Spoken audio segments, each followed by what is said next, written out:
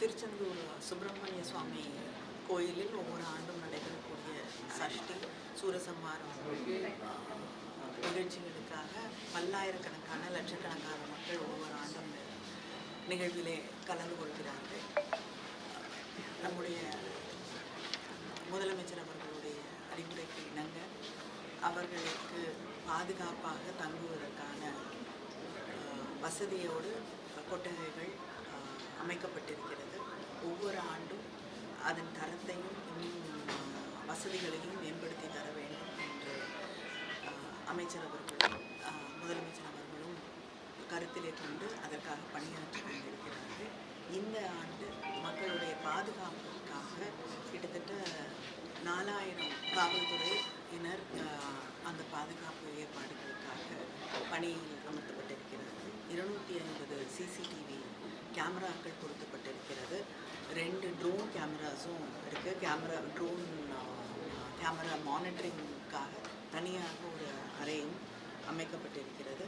மருத்துவர்கள் கிட்டத்தட்ட 20 மருத்துவர்கள் 50 செவிலியர்கள் இந்த பணிக்காக இந்த மக்கள் வந்து ஏதாவது மருத்துவ உதவிகள் தேவை என்றால் அதற்கு பணியிலே அமர்த்தப்பட்டிருக்கிறார்கள். 14 ஆம்புலன்சஸ் வந்து இங்கே நிறுத்தப்பட்டிருக்கிறது.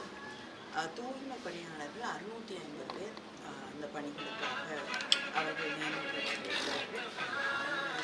400 கழிவறைகள் இங்கே இருக்கிறது.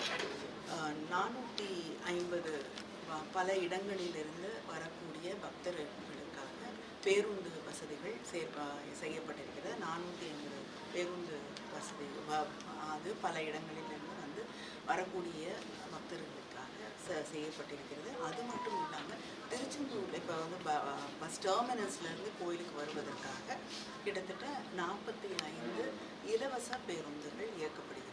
அதாவது அவங்க வந்து இறங்க இடத்துலேருந்து கோயிலுக்கு அருகே வருவதற்காக கிட்டத்தட்ட 45 பஸ்ஸஸ் வந்து ஏற்பாடு செய்யப்பட்டிருக்கிறது. கோயில் அந்த சூரசம்ஹாரம் முடிந்து கடலில் குளிக்க போகக்கூடிய அவர்களுக்கு பாதுகாப்புக்காக கிட்டத்தட்ட ஒரு 80 பேர் நீச்சல் தெரிந்தவர்கள் அவங்களை வந்து பாதுகாக்கக்கூடிய அதிகாரிகள் நியமிக்கப்பட்டிருக்கிறார்கள். ஒரு 8 போட்ஸ் வந்து நிறுத்தப்பட்டிருக்கு. இதையெல்லாம் தாண்டி எல்லாருமே வந்து அவங்களுடைய பாதுகாப்பிலே கவனத்தோடு இருக்க வேண்டும் என்று கேட்டுக்கொள்ளப்படுகிறது. சிறப்பு ரயில்கள் இருக்கப்படாது. சிறப்பு ரயில்கள் இல்லை, பேருந்துகள் கிட்டத்தட்ட 450 பேருந்துகள் தமிழ்நாட்டிலிருந்து பல பகுதிகளிலிருந்து தமிழ்நாடு பகுதியிலிருந்து பல பகுதியிலிருந்து வராங்க. உள்ளூர் விடுமுறை விடுறாங்க. தமிழ்நாடு முழுவதும் பொது விடுமுறை விடுறதுக்கான வாய்ப்புகள் இருக்கிறதா? சூரசம்ஹாரம் இல்லைங்க, தமிழ்நாடு இந்த பகுதியில் நடக்கக்கூடிய ஒரு நிகழ்ச்சி. அதனால் இங்கே இருக்கக்கூடியவங்களுக்கு வந்து விடுமுறை விடலாம். எல்லா அதுக்கும் ஒவ்வொரு பகுதியில் இருக்கக்கூடியவர்களுக்கு வந்து விடுமுறை விடலாம். வந்து தமிழ்நாடு முழுவதும் இருக்கக்கூடியவர்களுக்கு விடுமுறை என்றால் அதுவும் ஒரு வேற ஒரு பிரச்சனை. சரி.